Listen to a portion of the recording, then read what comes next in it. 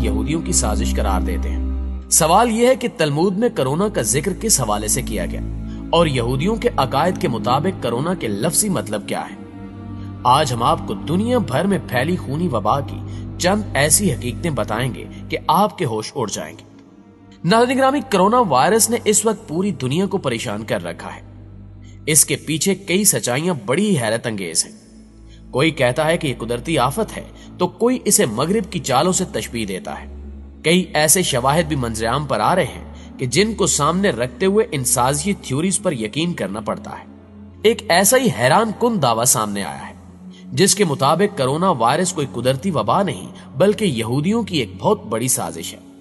एक ऐसी साजिश जिसे यहूदियों ने अपने मसीहा को बुलाने के लिए इस्तेमाल किया है। ये एक ऐसा कलमा है जो यहूदियों की इस साजिश का सबसे अहम हिस्सा है।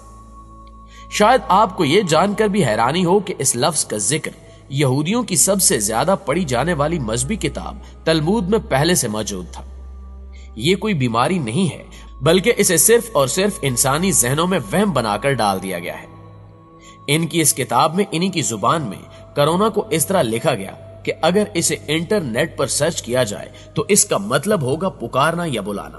अब आप सोच रहे होंगे कि किसे पुकारने की बात हो रही है, तो आपको आगाह करते चलें कि यह बात हो रही है यहूदियों के मसीहा यानी दजाल की, जिसकी आमद पर मस्जिद अक्सा को शहीद करके उसकी जगह हैकले सुलेमानी को खास तौर पर दजाल के लिए तैयार करवाया जाएगा। यहूदियों के मुताबिक जिस वक्त इनका ये अजीम मसीहा इस रुए जमीन पर कदम रखेगा उस वक्त पूरी दुनिया घरों में छुपी हुई होगी और पूरी दुनिया उसे ही पुकार रही होगी। और अगर देखा जाए तो इस वक्त यही हो रहा है। पूरी दुनिया घरों में बंद होकर एक ही लफ्ज बार बार अदा कर रही है और वो लफ्ज है कोरोना। यहूदी अकायद के मुताबिक इसका यही मतलब है कि पूरी दुनिया इस वक्त यहूदी मसीहा को मसीहा मान चुकी है। दोस्तों, कोरोना का लफ्ज यहूदियों की मजहबी किताब तलमूद के बाब नंबर 5 में कुछ इस तरह बयान किया गया है कि अगर इसके मतलब को गूगल पर सर्च किया जाए तो इसका मतलब बनता है कि किसी भी इंसान को उस वक्त तक अपनी इबादत के लिए नहीं जाना चाहिए कि जब तक उसे कोरोना ना हो। यहूदियों के उलमा के मुताबिक उनके नजदीक सबसे ज्यादा मोतबर उनका मसीहा है और उसको बुलाने के लिए जरूरी है कि पूरी दुनिया उसे इज्जत और एहतराम से पुकारे। यानी कोविड कहकर हर शख्स यहूदियों की उस साजिश का हिस्सा बन जाता है।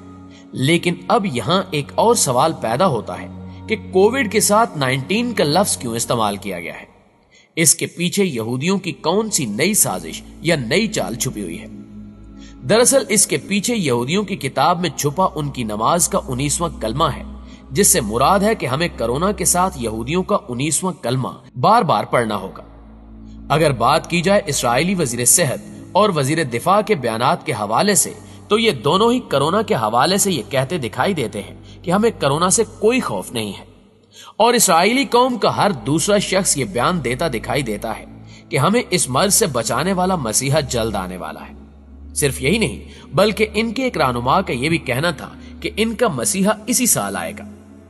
इस हवाले से आपने गुज़श्ता दिनों ट्विटर पर यह ट्रेंड भी देखा होगा कि जो कि यहूदियों और कादियानियों ने मसीहा हैज कम के नाम से चलाया था, जिससे यह वाज़ेह हो जाता है कि यहूदी और कादियानी एक ही सफ की दो कौमें हैं और इन दोनों का मकसद सिर्फ और सिर्फ मुसलमानों को उनकी राहों से भटकाकर गलत कामों की तरफ ले जाना है।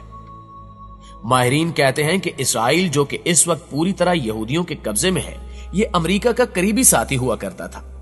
लेकिन फिर वक्त के साथ साथ इसराइल ने ऐसी तरक्की की कि अब वो अमेरिका से कई गुना ज्यादा मजबूत बन चुका है और इस वबाई साजिश की मदद से इसराइल ने अमेरिका को भी काफी नुकसान पहुंचाया है।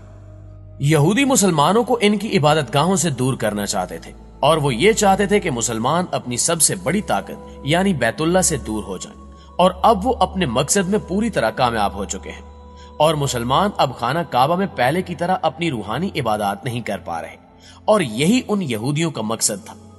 अब वो बड़ी आसानी से मुसलमानों को भटका भी सकते हैं और डरा भी सकते हैं, क्योंकि पहले जब भी मुसलमानों पर बुरा वक्त आता तो वो रोज़े रसूल सल्लल्लाहु अलैहि वसल्लम के गिर्द जमा होकर अल्लाह के हुजूर दुआ करते और वो दुआ कबूल भी हो जाती।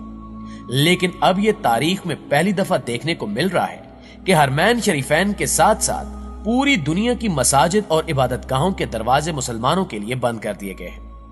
यहीं से अंदाजा लगा लें कि इन काफरों और इन फासकों ने पूरी उम्मत मुस्लिमा को इस कदर बेबस कर दिया है कि इनके हाथ पांव तक बांध दिए गए हैं। काफिर अपने मकासद में कामयाब हो चुके हैं और अब वो वक्त दूर नहीं जब मुसलमान पूरी तरह भटक कर इन शैतानी ताकतों के कब्जे में आ जाएंगे। हदीस मुबारका में भी ये बात साबित होती है कि जिस वक्त दज्जाल की आमद होगी उस वक्त पूरी दुनिया की मस्जिदें खाली होंगी, और अब वही वक्त आ गया है जब पूरी दुनिया की मसाजिद खाली हो चुकी हैं और लोग अपने इस्लाम की रूह से दूर होते चले जा रहे हैं।